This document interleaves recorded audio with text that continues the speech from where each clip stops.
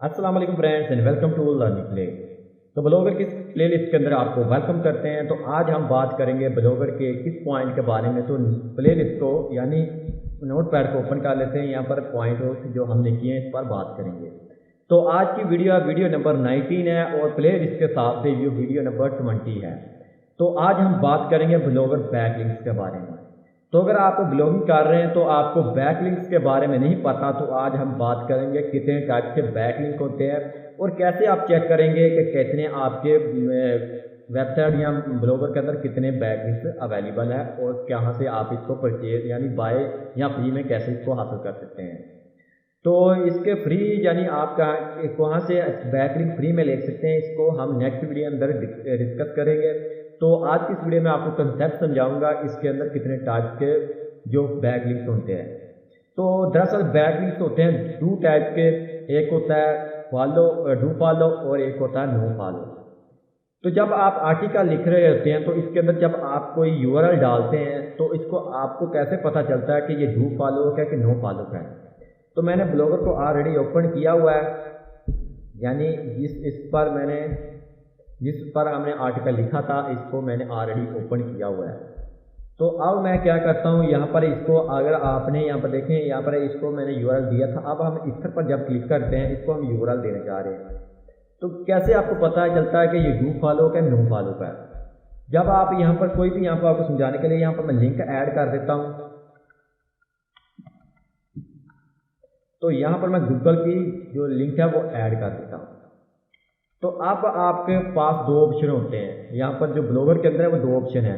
अगर आप इस पर चेक मार्क करते हैं, जब कोई यूजर इस पर लिंक पर क्लिक करेगा तो वो न्यू टैब के अंदर आपको लेके जाएगा, वहाँ पर ओपन होगा। अगर आप इसको अनचेक कर देते हैं तो क्या यूजर इस पर क्लिक करेगा तो जिस टैब पर आप खड़े हुए हैं इसको रिफ्रेश करेगा, वो आपको गूगल के अंदर लेके चल जाएगा। अगर रेकमेंड ये है कि आप इस पर चेक कीजिएगा।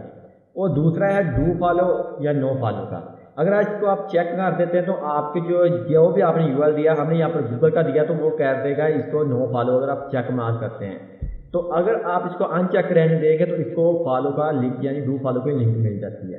इन दोनों में डिफरेंस क्या है।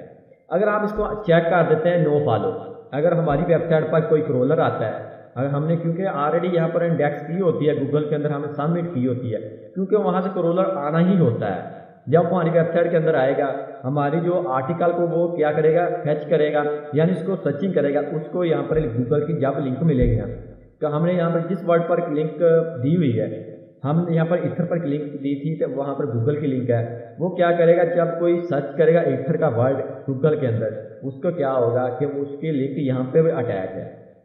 तो क्रोलर क्या करेगा, जब यहाँ पर हमारी वेबसाइट पर आएगा या आर्टिकल के अंदर आएगा, उसको ईथर के वर्ड के अंदर एक लिंक मिल गई, उसने ये ईथर का वर्ड उसने वो भी उसको इंडेक्स कराया और साथ में क्या किया, गूगल की जो लिंक है उसको भी उसके अंदर भी चला गया।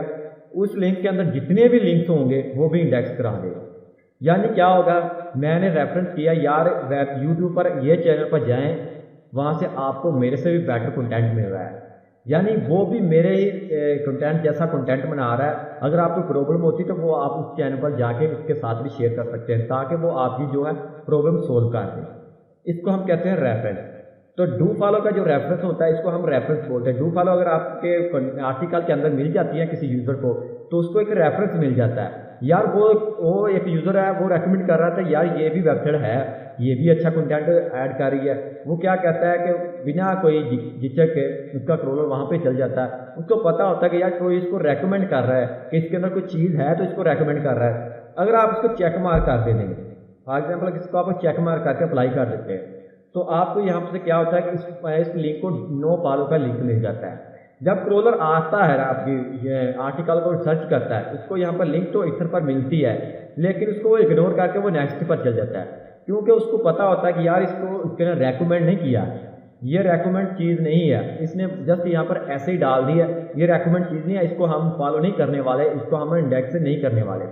इससे क्या होता है कि वो जो यूआरएल है वो जस्ट यूआरएल ही रहता है, वो इसको इंडेक्स नहीं करता। अगर आपकी जो वेबसाइट है इंडेक्स नहीं हो रही, गूगल के अंदर इंडेक्स नहीं हो रही, तो आप कहीं से भी एक डू फॉलो का लिंक ले आएँ तो आपके जितने भी ये पोस्ट हैं वो रैंक कर जाएंगे। वो रैंक कैसे करेंगी, वो गूगल के अंदर इंडेक्स हो जाएंगी। इसके पास बाद में आपको जितने भी यहाँ पर आपके लिंक लेके आएंगे, इससे आपकी जो रेफरेंस ज़्यादा बढ़ जाता है, यानी आपके कंटेंट की क्वालिटी ज़्यादा बढ़ जाती है। ये वो गूगल यही समझता है। आज के दौर में क्या कुछ यूज़र ऐसे भी कहते हैं कि आज के दौर में जो बैकलिंक का है वो कंसेप्ट चला जा चुका है। मैं भी यहाँ ऐसा ही वो बोल रहे, ठीक बोल रहे हो, लेकिन अगर गया चला हो तो फिर भी यहाँ पर अभी वो इतनी जल्दी यहाँ पर इसका पीछा नहीं छोड़ने वाले। वो कहीं ना कहीं इसको रेकमेंड कर रहे हैं, अभी भी ज़्यादातर यहाँ पर बैकलिंक्स पर ही काम कर रहे हैं, क्योंकि आम यूज़रों ने यहाँ से अपना जो है वो कारोबार शुरू कर दिया था कि हमसे इतने लिंक लो, डू फॉलो के लिंक लो, इतनी परचेज करते रहे। तो आज की इस वीडियो में आपको इस कंसेप्ट के बारे में समझा दिया। तो अगर आपने क्या करना है, आपके वेब यानी आपके आर्टिकल यानी आपने ब्लॉगर के जो यूआरएल चेक करना चाह रहे हैं कि हमको कितने बैकलिंक्स अवेलेबल है, तो आप जस्ट यहाँ पर गूगल के अंदर चेक भी कर सकते हैं। आप यहाँ पर लिख सकते हैं बैकलिंक चेकर। तो यहाँ पर जैसे आप बैकलिंक चेकर पर इसको सर्च करें गूगल के अंदर, तो आपको यहाँ पर स्मार्ट टूल्स एसईओ टूल का एक वेबसाइट मिलने वाली है। इस पर आप क्लिक कीजिएगा और जैसे आप क्लिक करते हैं तो यहाँ पर अपने जो ब्लॉगर का है वो यूआरएल आके डाल दीजिए। तो जस्ट यहाँ पर मैं अपना यूआरएल डालता हूँ, करेक्टनेस www, आप जो भी आपका यूआरएल वो करेक्ट डालिएगा। तो मैं यहाँ पर इसको डालने के बाद क्या करता हूँ, इस चेक मार्क करता हूँ इसको robot, I am not robot. तो इसके बाद मैं क्या करता हूँ, यहाँ पर गेट अ बैकलिंक्स पर क्लिक कर देता हूँ। और जैसे मैंने बैकलिंक्स पर क्लिक किया तो यहाँ पर देखिएगा तो हमारी जो वेबसाइट के अंदर कितने हैं बैकलिंक्स टोटल है वो 525 है टोटल है। तो इसके अंदर डू फॉलो भी है और नो फॉलो भी है। तो रेफरेंस यूआरएल है वो 107 है। तो इसके बारे में बात करते हैं। और रेफरेंस डोमेन, यानी हमने 5 डोमेन से इतने लिंक्स लिए हैं, इतने लिंक्स हमने 5 डोमेन, जस्ट 5 डोमेन्स के अंदर आपकी जो लिंक अवेलेबल है। तो रेफरेंस आईपी तो डिफरेंट आईपी, यानी इसको आईपी डोमेन ही कहलाता है, यानी डोमेन की एक आईपी होती है, इसको हम आईपी ही बोलते हैं। तो जो बैकलिंक्स है 525 है। और यहाँ पर आप चेक कीजिएगा, यहाँ पर देख सकते हैं डू फॉलो जो हमारी लिंक है 502 है और नो फॉलो की लिंक है 23 है। इससे आपको पता चल गया होगा कि ये इसका मकसद क्या होता है। अगर आपके जितनी डू फॉलो की लिंक ज़्यादा होंगी उतना ही रेफरेंस आपका ज़्यादा बढ़ता है, आपकी उतना ही कंटेंट की क्वालिटी ज़्यादा बढ़ती है। तो यहाँ पर अगर आप यहाँ पर देखिएगा, यहाँ पर उसने ऑर्गेनिक कीवर्ड के बारे में उसने बोला, वो हिडन किया क्योंकि मैंने इसको परचेज ही नहीं किया, और ऑर्गेनिक ट्रैफिक के बारे में उसने हिडन किया हुआ है। तो आप सबसे पहले चेक कीजिएगा, जब आप किसी जगह पर पोस्ट करते हैं तो उसको चेक करने के लिए इसका जो फॉलो है डू फॉलो है कि नो फॉलो है।